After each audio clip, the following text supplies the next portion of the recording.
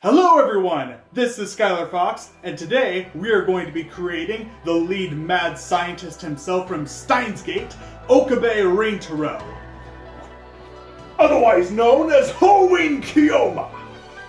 For those unfamiliar, Steins Gate is a series set in the year 2010 in Akihabara, Tokyo. Okabe Rintarou is the leading protagonist, who is an eccentric young man who takes on the wildly over-the-top and extremely arrogant persona of the mad scientist Hououin Kyouma. Okabe and his friends form the Future Gadget Laboratory, which is little more than what you'd expect from a couple of 18-year-old students trying to play mad scientist. However, that all starts to change once Okabe accidentally discovers time travel by sending a text a week into the past. By sending this text, he immediately sees the world shift around him, indicating that changes have been made to the present. Throughout the show, Okabe continues to do experiments and research on time travel with the rest of his friends, which continues to grow in number as the show goes on.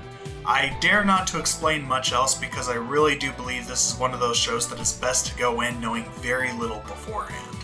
Believe it or not, it was only about 3 weeks ago that I myself started watching Steins Gate for the first time, and within the course of the 7 days that followed, I ended up binging through the entirety of Steins Gate, the entirety of Steins Gate Zero, and the movie Load Region of Deja Vu.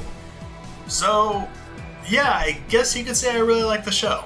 And it's probably not the healthiest thing to binge under 50 episodes and a whole movie within the course of 7 days, but as you might imagine, as consequence to that, it has invaded my daily thoughts. And so of course, the best course of action for me to take was to create a 3D model of the great mad scientist himself, Okabe Rintarou. Listen!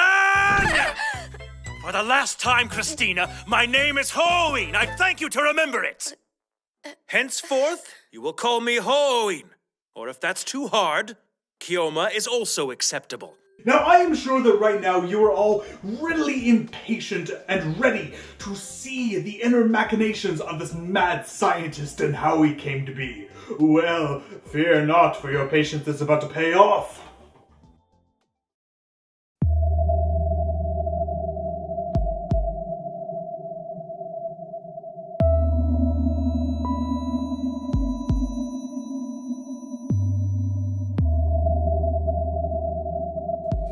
Red alert, our files have somehow been corrupted. This could only be the work of the organization. Yes, that's right. What do you mean I'm not wearing a real lab coat? Are you trying to say that I'm not authentic? Oh. Yes, that'll be all. El Psi Congru. So, yeah, normally for this series, the idea is to walk you through my process for creating this model. Not a super extensive walkthrough, but at least an abridged version of what went down.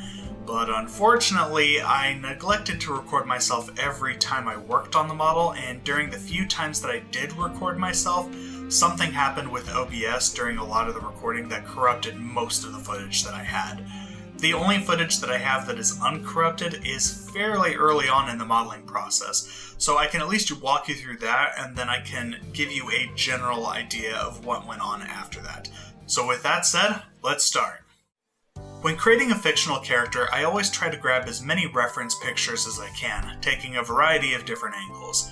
This is generally easier to do when you're working with a character that is already built in 3D, or even just based off a real person. However, getting a really good variety of angles for hand-drawn characters can be a little difficult.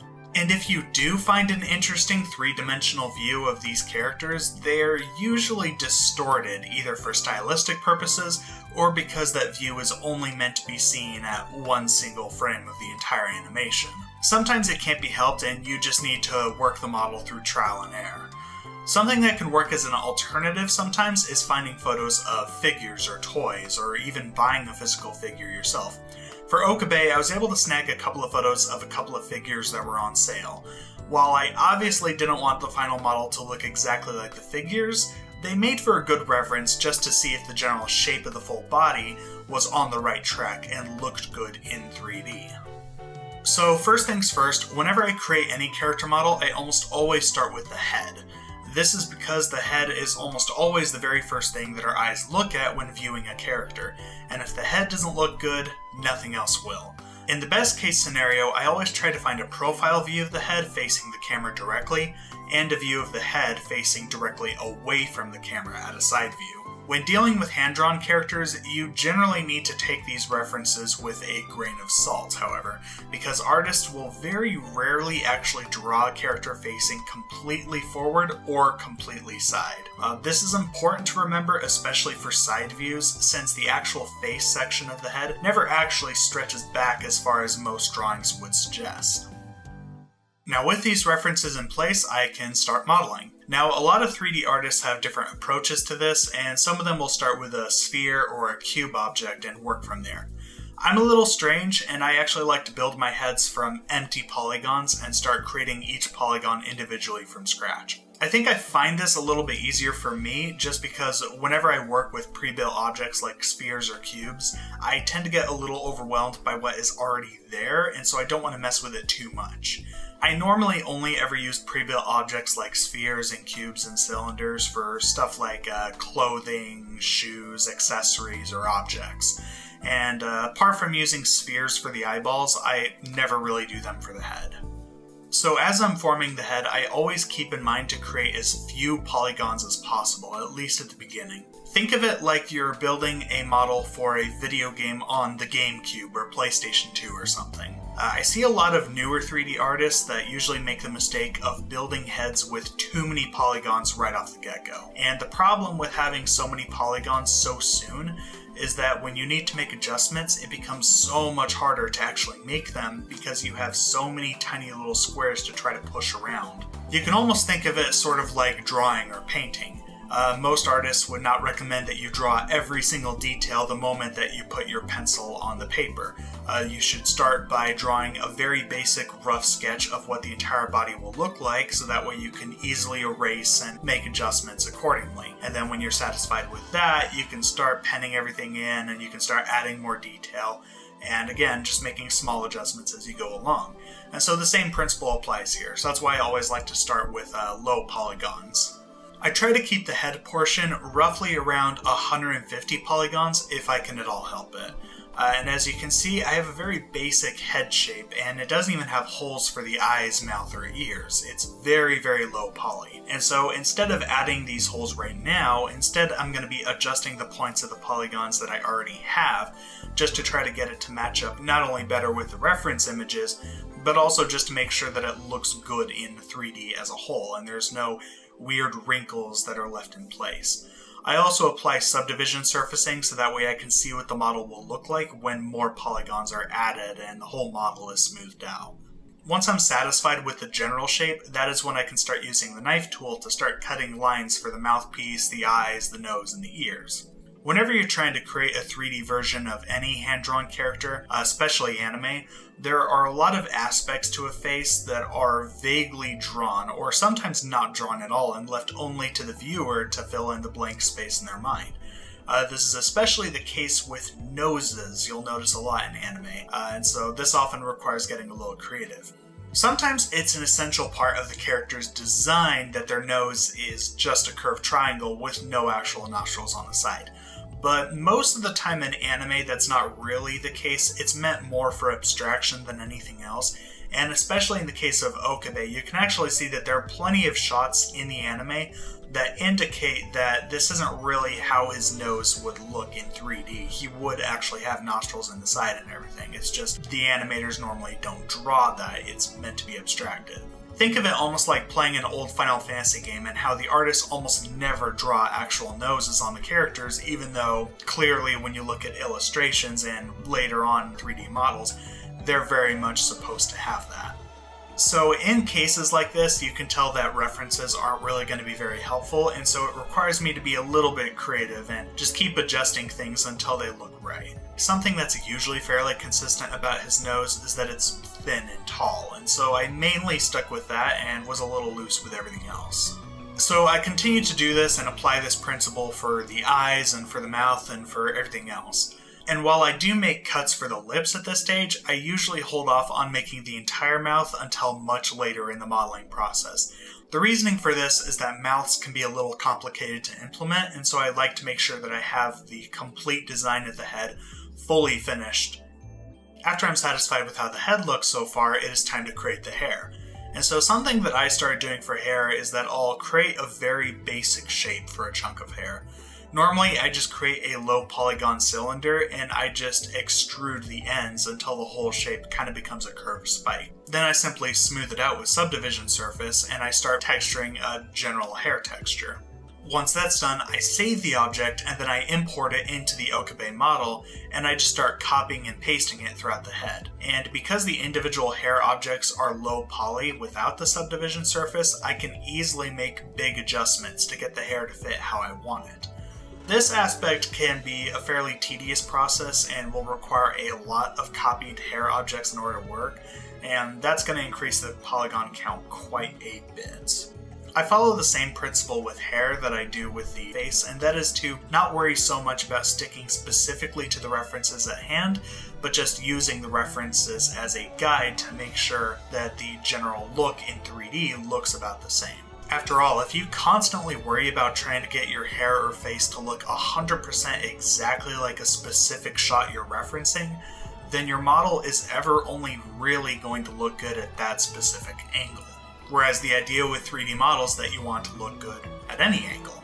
When that was all finished, I did a few more tweaks and adjustments, and the head finally came to looking like this.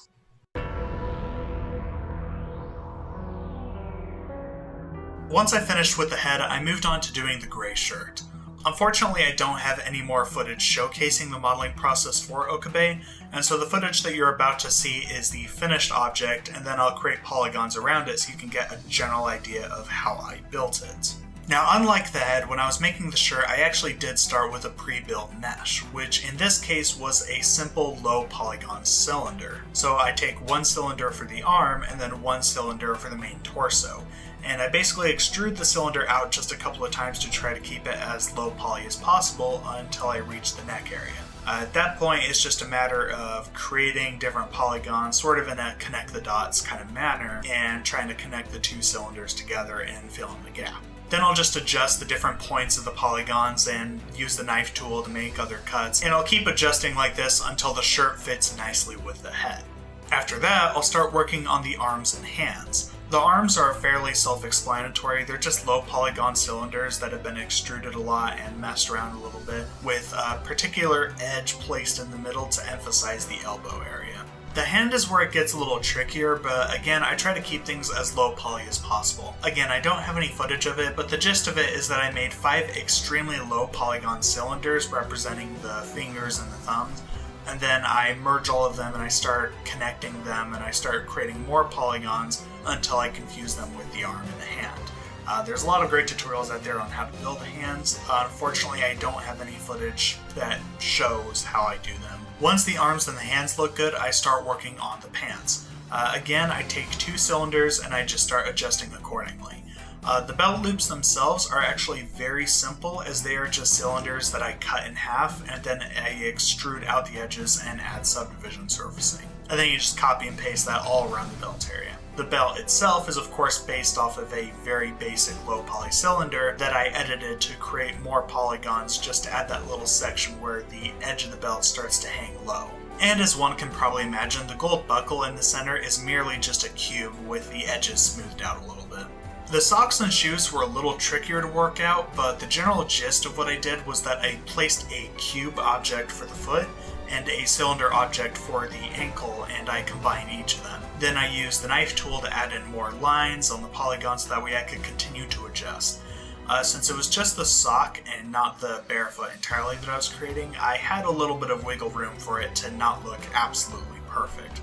But I still want to try to get it to look like a real sock if possible. Once I'm done with that, I immediately created the indoor slippers that Okabe will sometimes wear in the apartment.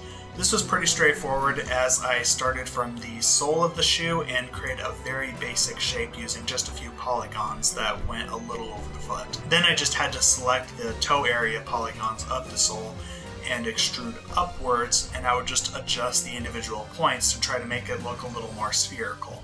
Looks a little rough in its low poly form, but with subdivision surfacing, it actually looks pretty good. And again, I won't go too deep into the actual shoes themselves, but I can say that the process was very similar in how I made the slippers, going from the sole and then just creating more polygons and extruding upwards. Once the whole body looked decent, the last thing that was needed to truly make this Hououin Kyouma is his lab coat. This was primarily done through the use of cylinders and cutting different lines of polygons and adjusting them accordingly. The coat itself was fairly straightforward except for the lapels, which was a little trickier to wrap around. For the lapels, I created polygons from scratch to make the basic shape of the lapels, just these basic triangles that kind of curve in and out. Then I create different lines of polygons in the rest of the coat mesh, so that way the points were able to line up. In order to ensure that the lapels lined up properly with the rest of the coat, I kind of had to break the look of the mesh a little bit temporarily and just connect the dots, and only once they were fully connected I could safely adjust everything back into its proper place. Lastly, for the coat pockets, I just had a cube that I created with smooth edges and just extruded a little bit, just to sort of act as a general coat pocket. Once I had the coat and everything, there were a few additional tweaks that I had to make to the model.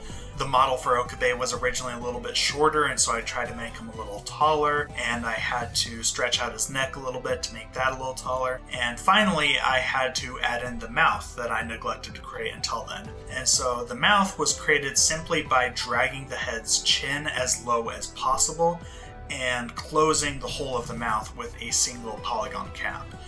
Then I just select that cap and I extrude the cap backwards, and then I just decrease the size accordingly, and you have a basic mouth. The tongue and the teeth were pretty straightforward as they were made using various cube objects. So now the base model was finished. Afterwards I started UV mapping the lab coat and the pants, which was extremely tedious and not very fun at all. I really do not like UV mapping.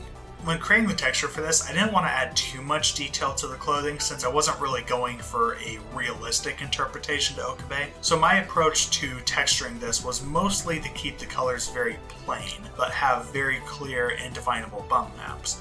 This means that under certain lighting, you'd see small tiny patterns written around Okabe's coat. Just to add a small touch of realism, but not enough to make you think, oh, that looks like a real coat.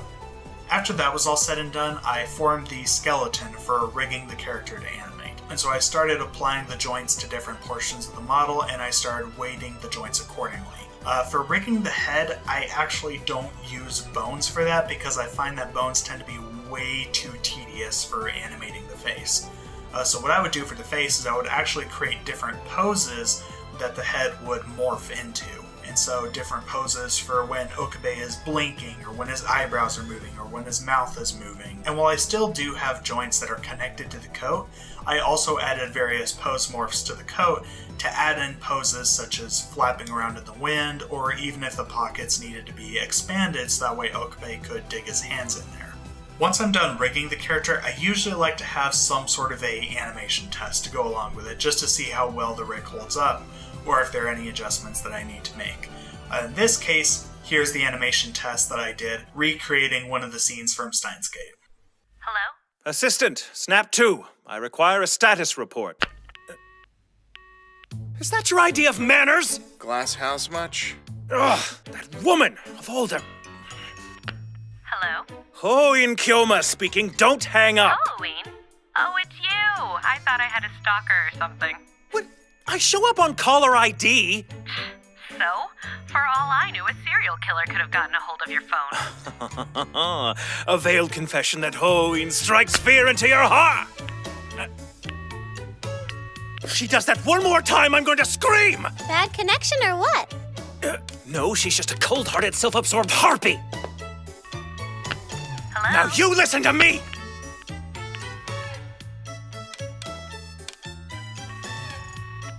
Hello? Okabe Rintarou calling for Makise. Speaking. Yes, I was wondering if I might impose upon you to activate the phone wave as per the settings laid out in the prior text message. That is, if I'm not interrupting anything important, of course. Now that is how to be civilized. I see why you don't do it often, though. You sound like a 12-year-old when you talk like that. Incidentally, don't you think it's time we stopped calling it the phone wave? I mean... Ugh, I'm not polite often because A, I'm a mad scientist, and B, you're not worthy. No. And so once I'm pretty happy with the animation test, that is when I can say that the model for Okabe Rintarou was finally complete.